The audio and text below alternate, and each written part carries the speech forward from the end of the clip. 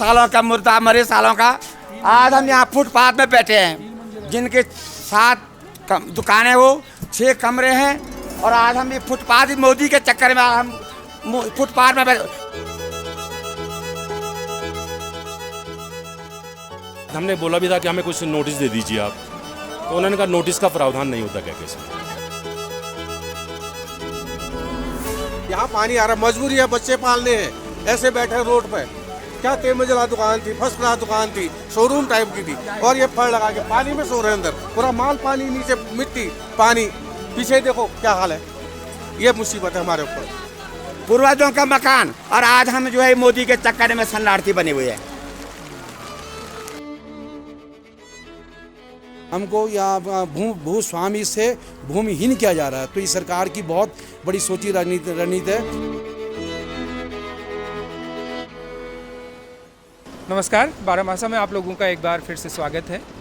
अभी हम ये फ्रेम देख के आप समझ गए होंगे कि हम कहाँ हैं। हम उत्तराखंड के 4 धामों में से एक सबसे चर्चित धाम बद्रीनाथ धाम में हैं, जिसका स्वरूप अब बदल रहा है। बद्रीनाथ में एक मास्टर प्लान लागू हो रहा है। उस मास्टर प्लान के चलते बद्रीनाथ कितना बदल जाएगा, ये आज आपको दिखाते हैं। मेरे इस तरफ जो आप देख रहे हैं वो भव्य मंदिर है, वहाँ श्रद्धालुओं की भीड़ है, दर्शन को लोग जा रहे हैं। लेकिन इस तरफ को अगर आप देखेंगे तो इस तरफ काफ़ी बद्रीनाथ पुरी जो है वो खंडर में बदल गई है। हालांकि लंबे समय तक खंडर नहीं रहेंगे, पुनर्निर्माण होगा तो इसका रूप कुछ समय बाद बदल चुका होगा। लेकिन हम आपको इसलिए भी अभी ये दिखा रहे हैं ताकि ये रजिस्टर हो जाए कि बद्रीनाथ किस फॉर्म में बदल रहा है और किन तरीक़ों से बदला जा रहा है। यहाँ कई स्थानीय लोगों को इस बात से आपत्ति है कि किसी भी मास्टर प्लान को जब लागू किया जाता है तो उसके 4 चरण होते हैं, 4 फेजेस होते हैं। सबसे पहले उसका प्रकाशन किया जाता है, उसके बाद उस पर आपत्तियाँ जो हैं वो उसके लिए कॉल की जाती है, उनको निमंत्रित किया जाता है, फिर उन पर जनसुनवाई होती है और एक कंसेंसस बनने के बाद में मास्टर प्लान को लागू किया जाता है। लेकिन यहाँ पर सारे स्टेप्स को एक सिरे से खारिज कर दिया गया, मास्टर प्लान लागू कर दिया गया। कई लोगों के ऐसे मकान तोड़ दिए गए जो लोगों को खुद भी नहीं पता था, उनसे कोई अनुमति नहीं ली गई और मकान तोड़ दिए गए। उन लोगों से भी आपको मिलवाते हैं। हमारे साथ में आज जमुना प्रसाद रेवानी जी हैं, जो कि मास्टर प्लान संघर्ष समिति के अध्यक्ष हैं। रेवानी जी, आपका बहुत स्वागत है बारामासा में। धन्यवाद आपका। और आइए आप हमको 2 चीज़ें मुख्यतः बताइएगा कि एक तो बद्रीनाथ का स्वरूप किस तरह से बदला जा रहा है, बदलने वाला है, और मास्टर प्लान जो लागू हो रहा है उसमें कितनी तरह की त्रुटियां जो हैं, कितने तरह की गड़बड़ियां जो हैं जिनके कारण आपको संघर्ष समिति का निर्माण करवाना पड़ा, उसकी ज़रूरत क्यों पड़ी? सबसे पहले तो मैं आप लोगों का धन्यवाद करना चाहता हूं कि आप लोग यहाँ के लोगों की व्यथा को सुनने के लिए यहाँ पे पहुँचे। सबसे पहले तो मैं आपको एक चीज़ बता दूं कि ये जो इलाका, अगर आप यहाँ पे कैमरा करेंगे इस साइड में जी, आइए हम उस तरफ को भी चलते हैं जी। तो यहाँ पे 2 धाराएं थी जी, कुरुम धारा और प्रहलाद धारा। प्रहलाद धारा और कुरुम धारा की जो विशेषता है वो ये थी कि प्रहलाद धारा पे हल्का सा गुनगुना पानी आता था। जो लोग तपत कुंड में स्नान नहीं करते थे वो अधिकांश लोग प्रहलाद धारा में स्नान किया करते थे। कुरुम धारा, जब यहाँ पे पानी की व्यवस्थाएं नहीं थी तो बहुत शुद्ध पानी कुरुम धारा के अंदर आता था और वो उसको पीने के में यूज में आता था। और इससे बड़ी विशेषता ये है कि अगर किसी रावल को चेंज करना हो तो रावल को, यहाँ पे 5 धाराएं हैं, कुरुम धारा, प्रहलाद धारा, उनमें से 2 धाराएं हैं। उसके 5 धाराओं के पानी से उसको स्नान करने के बाद ही गर्भगृह में प्रवेश की अनुमति मिलती है। गर्भगृह में प्रवेश की अनुमति मिलती थी। लेकिन इस मास्टर प्लान के द्वारा इन 2 चीज़ों को अभी दबा दिया गया है। भविष्य में क्या होता है कुछ कह नहीं सकता। साथ ही साथ कई मकानों को बगैर परमिशन के जी इन लोगों ने तोड़ दिया, ना ही उन लोगों ने अभी तक इनको परमिशन दी है। अब ये वाला पोर्शन दे सकते हैं, इसमें कई मकान टूट चुके हैं। आज अगर हम वर्तमान में देखते हैं तो मास्टर प्लान 75 मीटर के एरिया में मंदिर के चारों तरफ अधिग्रहण किया जा रहा है। लेकिन अभी तक 90% लोगों ने इनको एनओसी नहीं दी है, ना उनको कोई पैसा मिला है, ना उनको कोई अभी तक मुआवजा मिला है। और उनकी मांग है कि जब तक हमारे मकान के जस्ट डबल हमें मकान न दिया जाए, हमारी ज़मीन के जस्ट डबल हमें ज़मीन न दी जाए, तब तक हम उनको एनओसी नहीं देंगे। अच्छा। और ये जहाँ पे हम अभी हैं, ये अलकनंदा के ऊपर हम खड़े हैं। जिस तरफ मंदिर है उसको नारायण पर्वत कहा जाता है, और उसके ठीक जो दूसरी मंदिर के सामने वाला जो पहाड़ है उसको नर पर्वत कहा जाता है। यहाँ एक चीज़ ये भी इंटरेस्टिंग है कि आज से लगभग 3-4 दशक पहले बिरला परिवार ने भी ये प्रस्ताव दिया था कि वो मंदिर का पुनर्निर्माण करवाना चाहते थे, उसकी भव्यता को बढ़ाना चाहते थे, उसमें सोना चांदी या जो भी है वो अपनी तरफ से, अपनी श्रद्धा से उसका जीर्णोद्धार कराने के लिए उन्होंने प्रस्ताव दिया था।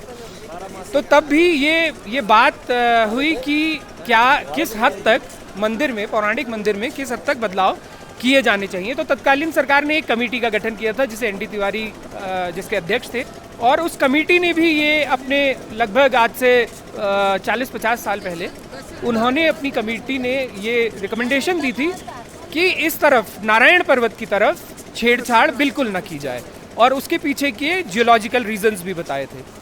और लेकिन अब ये छेड़छाड़ हो रही है। ये आप फ्रेम में देख सकते हैं कि किस तरह से कितने सारे मकान तोड़ दिए गए हैं। जेसीबी मशीन लगातार रिवर बेड पे खुदाई कर रही है। और रेवानी जी, ये भी बताइएगा कि जब से ये छेड़छाड़ शुरू हुई है उसके बाद से लैंडस्लाइड भी बद्रीनाथ में देखा जा रहा है। बद्रीनाथ में मात्र जो 75 मीटर की दूरी इन्होंने ली थी जी, लेकिन जेसीबी की छेड़छाड़ की वजह से पूरा एक मोहल्ला जिसमें कम से कम 50 परिवार प्रभावित होने वाले हैं, उनकी तरफ कोई ध्यान नहीं दिया जा रहा है। जब यहाँ पे थोड़ा बहुत आवाज़ उठी तो ये थोड़ा बहुत ये लोग नीचे से कर रहे हैं, लेकिन मैक्सिमम मकानों पे यहाँ पे दरारें आ चुकी हैं। और अभी जिन मकानों में दरारें आ रही हैं उस पर अभी प्रशासन का कोई ध्यान नहीं है। कोई ध्यान नहीं है, केवल मात्र ये खाना पूर्ति की जा रही है। थोड़ा सा नीचे ये पत्थर लगाए जा रहे हैं, उससे लगाए जा रहे हैं। इसके अलावा कोई किसी को पूछा भी नहीं जा रहा है। हाँ, जो दुकानें नीचे धंस चुकी हैं, जो ख़त्म हो चुकी हैं, कुछ दुकानदारों को इन्होंने टेम्परेरी इस साइड को नरपुरी में शिफ्टिंग कर दिया है। वो आनंद फानन में जब आनंद फानन में गई तो आनंद फानन में उन्होंने इनको शिफ्ट कर दिया इधर। जी, तो देखिए यही सेम चीज़ जोशीमठ में हम लोगों ने पिछले साल देखी। इस साल की शुरुआत में देश तमाम का मीडिया जोशीमठ पहुंचा, लेकिन हमने देखा कि उससे पहले कितने लंबे समय से जोशीमठ बचाओ संघर्ष समिति इस बात की आवाज़ उठा रही थी कि जो जोशीमठ में जो कुछ हो रहा है वो बहुत डिज़ास्ट्रस है, लेकिन किसी का उस समय ध्यान नहीं गया। अब बद्रीनाथ में कुछ वैसी झलक मिलने लगी हैं जो और जिस समिति का मैंने जिक्र किया था उस समिति में वही सेम बात जो लगभग मिश्रा कमेटी ने जोशीमठ के बारे में कही थी कि ये बहुत ही मोरेन पे बसा हुआ है, लैंडस्लाइड के ढेर पे बसा हुआ है जोशीमठ, इसलिए यहाँ कंस्ट्रक्शन नहीं होना चाहिए। इस तरफ के लिए नारायणपुरी वाले क्षेत्र के लिए भी एनडी तिवारी कमेटी ने यही बात अपनी रिकमेंडेशन में लिखी है कि ये बहुत सेंसिटिव एरिया है और इसकी जो कैरिंग कैपेसिटी है, जो बैरिंग कैपेसिटी है वो बहुत लिमिटेड है, इसलिए इसमें कम से कम छेड़छाड़ की जाए। अभी जो ये खंडर रूप में दिख रहा है या जो इसका पुराना रूप है, इधर कुंड है, मंदिर है, सामने नर पर्वत है, इसको किस हिसाब से और कितना बदल देने की जो है प्लान है, क्या मास्टर प्लान के अनुसार कैसा दिखेगा बद्रीनाथ? अभी तो जो वर्तमान में है जी, मंदिर के सराउंड दी 75 मीटर के एरिया में फुलवाड़ियाँ होंगी और सिर्फ मंदिर रहेगा। अलकनंदा के दोनों किनारे नरपुरी और नारायणपुरी में दोनों साइड में आस्था पथ बनेंगे। ये बामणी से लेकर और ये आगे तक नागनी तक समझ लीजिए आप, वहाँ तक, और ये सच्चा बाबा आश्रम से लेके और बामणी के पुल तक, इन दोनों साइडों में आस्था पथ बनेगा। और अब आगे क्या होता है देखते हैं आस्था पथ में। पर जो इनकी प्लानिंग है कि वहाँ पे बामणी के पास में एक जगह है जहाँ पे 5000 आदमियों का दर्शनों के लिए वहाँ पे रुकने के लिए है और बारी बारी से उनको दर्शन करने के लिए भेजेंगे। तो वहाँ पे एक 5000 आदमियों का स्टे के लिए बनाया जा रहा है। अच्छा। अब भविष्य में देखते हैं क्या होता है। अभी हमें ये भी डर सता रहा है कि कहीं ये इस साइड को आस्था पथ, तपत कुंड के साइड में आस्था पथ बनाए और कहीं भी ये जो हमारा सदियों से गर्म जल आ रहा है, कहीं इसको छेड़छाड़ करके ये समाप्त न हो जाए, ये डर हम लोगों को 24 घंटे सताई हुई है। और उसके अलावा ये सामने भी जैसे आपने बताया कि यहाँ पर एक सुग्रीव टीला है जी, और यहाँ पे एक आस्था पथ बन रहा है। और ये सुग्रीव टीला जब से मैं पैदा हुआ हूँ तब से, या जब मेरे ज्ञान में है, जब से हम लोग देख रहे हैं, तो ये परमानेंट ऐसे ही था। और कहते हैं कि अगर जो आदमी इस सुग्रीव टीले को छेड़ता है वो उसका कुछ न कुछ घर में अनहोनी होती है। अब देखते हैं भविष्य क्या कहता है।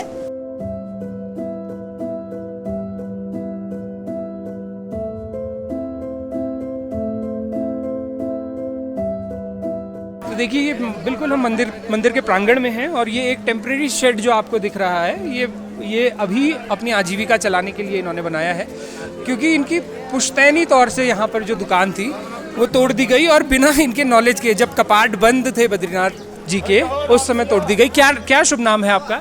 मेरा नाम है संदीप भट्ट।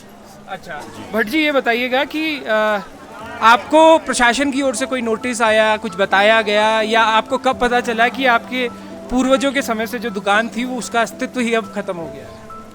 नहीं, नोटिस वगैरह तो ऐसे कोई लिखित तो कुछ भी नहीं आया, पर एक बार वैसे ही बोला गया ये जो प्रशासन के द्वारा की गया कि आपको खाली करनी पड़ेगी क्या कि दुकान। अच्छा। मतलब वैसे कोई लिखित रूप से कुछ नहीं दिया गया। लिखित कुछ नहीं दिया गया तो फिर, और उस समय पे कपाट बंद थे बद्रीनाथ के? हाँ, उस समय कपाट बंद थे, तो फिर हमको यहाँ पे जो SDM मैम हैं उन्होंने बोला था कि भाई कि आप अपना सामान खाली करिए और ये है। तो हम आए थे उस समय, तो उन्होंने ऐसे कोई बात, हमने बोला भी था कि हमें कुछ नोटिस दे दीजिए आप, तो उन्होंने कहा नोटिस का प्रावधान नहीं होता क्या कि इसमें। नोटिस का प्रावधान ही नहीं होता ये? नहीं, इसमें इस जो योजना चल रही है क्या कि इसमें नोटिस का प्रावधान नहीं है। अच्छा। और तो आपने सामान खाली किया उसका, और उसके बाद? जी, जब दोबारा हम यहाँ आए तो हमारी दुकान यहाँ पे सब टूट चुकी थी।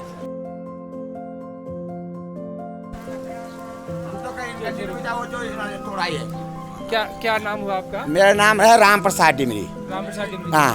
ये यहाँ पे मंदिर के इससे बिल्कुल लगता हुआ आपकी निजी ऐसा साहब, सबसे बड़ी बात तो इस दुर्भाग्य इस बात का है, हम कोरोना आ रहा है, हमारा जो है यहाँ पर 6 दुकानें थी, 7 दुकानें, हाँ 7 दुकानें थी और 6 कमरे थे रेजिडेंस, उसमें किचन था, सब कुछ था। आज इन सालों का मुर्दा, मरे सालों का, आज हम यहाँ फुटपाथ में बैठे हैं, जिनके 7 दुकानें हो, 6 कमरे हैं, और आज हम ये फुटपाथ मोदी के चक्कर में हम फुटपाथ में वैसे ही SDM है, वैसे ही ADM, वैसे ही DM। और हमने इनको बताया भाई अब हमारा सामान का है, पूरा सामान हमारा गायब हो गया है, हमको कुछ नहीं मिला साहब। थोड़ा बहुत जो गल्ज वल्ज जो किसी काम का नहीं है वो मिला, हाँ बाकी सब खत्म हो गया। और इस अभी तक उन्होंने नाप नहीं लिया इसका, जब तोड़ दिया तब नाप ले रहे थे। मैंने कहा आप क्या नाप लोगे आप जब तोड़ दिया आपने? बिना आपकी अनुमति? कोई अनुमति नहीं। हम घर ही में थे, हमको वीडियो आया वहाँ से कि ये आपका मकान टूट गया है, किसी ने किया नहीं, उन्होंने कुछ नहीं किया, लोगों ने किया। उसके बाद हम यहाँ आए, पूरा मकान टूटा हुआ, यहाँ कुछ सामान नहीं था। हमारा यहाँ बहुत आदगत मकान हमारा पूर्वजों का है, और हम कह रहे भगवान इस मोदी को सद्बुद्धि आए, ये जो इस प्रकार से तोड़ रहा है। हम कह ठीक है, बहुत बढ़िया, हम तैयार हैं, पर हमको सुविधा भी तो मिलनी चाहिए। हम बहुत खुशी है, हमको कॉरिडोर बना रहा है, लोग आएंगे जाएंगे बैठेंगे। पहले कि हमारा पाँव में तो कुल्हाड़ी मार दिया, हमको तो अभी तक 1 रुपया कौड़ी नहीं दिया इन्होंने हमको। और आज पहली बार आपको हम नमस्कार करते हैं, पहली बार आप जो आए हैं, इससे पहले यहाँ पर किसी ने हमारा इंटरव्यू नहीं लिया, न कभी का अखबार में आया और न कोई इंटरव्यू लेने आया है।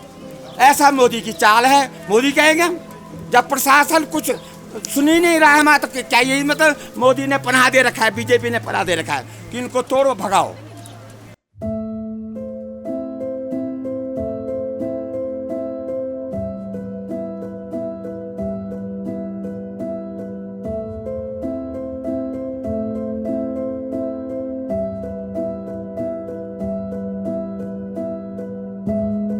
यहाँ पानी आ रहा, मजबूरी है, बच्चे पालने हैं, ऐसे बैठे रोड पे। क्या 3 मंजिला दुकान थी, फर्स्ट क्लास दुकान थी, शोरूम टाइप की थी, और ये फड़ लगा के पानी में सो रहे हैं अंदर, पूरा माल पानी, नीचे मिट्टी पानी, पीछे देखो क्या हाल है। ये मुसीबत है हमारे ऊपर।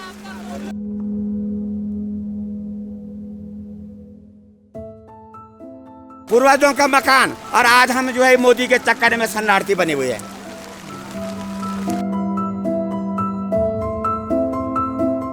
ये भगवान बद्री विशाल की जो पीछे हमारे पूरा पंडा मोहल्ला जो आज उजाड़ रहे हैं, ये भगवान की सुरक्षा दीवार है।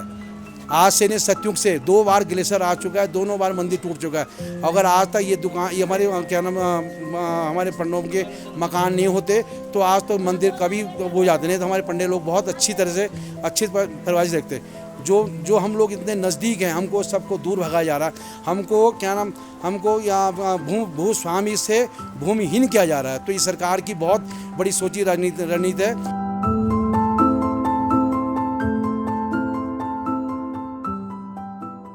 तो ये एक मंदिर है जिसको देखिए अब इसके चारों तरफ, हाँ, रामानुज कोट,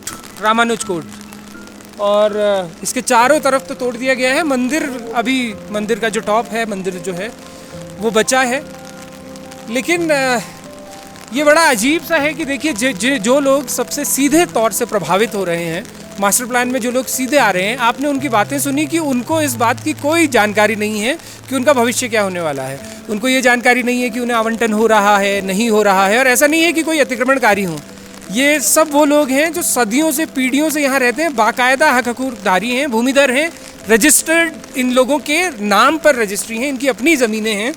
उन लोगों के साथ मास्टर प्लान के नाम पर ये हो रहा है कि उन्हें खुद ही जानकारी नहीं है कि उनकी ज़मीन का क्या होगा, उनके भविष्य का क्या होगा। और इसको आप एनवायरमेंटल कंसर्न के तौर पे भी देखिए। ये अलकनंदा है जो नीचे जाकर गंगा बनती है।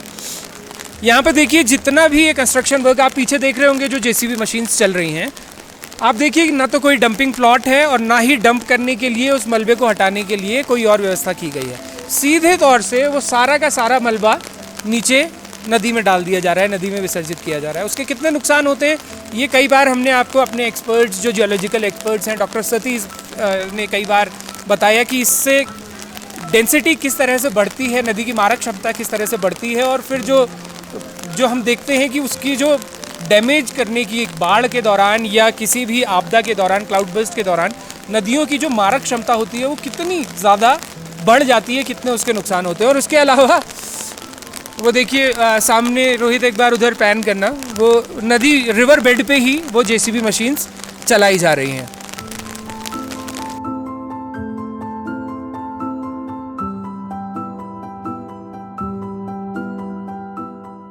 ये देखिए, ये जहाँ मैं खड़ा हूँ ये अभी मंदिर से 75 मीटर की दूरी पर है, 75 मीटर्स। यहीं तक मास्टर प्लान में शामिल किया जाना था।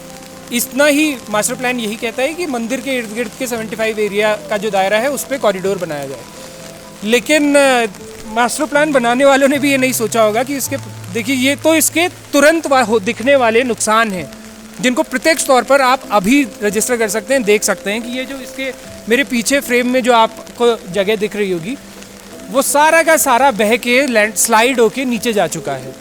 क्योंकि यहाँ तक छेड़छाड़ हुई तो अभी ये उसके ऊपर के सारे मकान वो ध्वस्त हो चुके हैं, टूट चुके हैं, नीचे नदी में समा चुके हैं और कई इसके ऊपर के कई मकानों में ऑलरेडी दरारें आ चुकी हैं। एक और इंटरेस्टिंग चीज़ आप देखिए, गुजरात का बहुत पिछले कुछ सालों से बहुत नया सा संबंध बनने लगा है, ख़ास करके जहाँ भी इस तरह के प्रोजेक्ट्स आते हैं। यहाँ ये सारा काम जो है ये गुजरात की एक कंपनी कर रही है। अभी आपने देखा होगा कि केदारनाथ मंदिर में जो इंस्टॉल किया गया है ओम की आकृति, एक भारी भरकम, वो गुजरात की कंपनी के पास उसका टेंडर था। और जितने भी इस तरह के प्रोजेक्ट्स आ रहे हैं उसमें सारा नुकसान, सारी पीड़ित जो हैं, जो यहाँ के लोग हैं, जाने क्यों ऐसे ही अगर इतने बड़े प्रोजेक्ट्स किसी को दिए ही जाने हैं तो किसी को भी दिए जा सकते हैं। उनकी टेंडरिंग कैसे होती है और जाने क्यों वो सारे गुजरात के ही क्यों होते हैं, ये आप खुद तय कीजिए कि इस पर आपकी क्या राय है।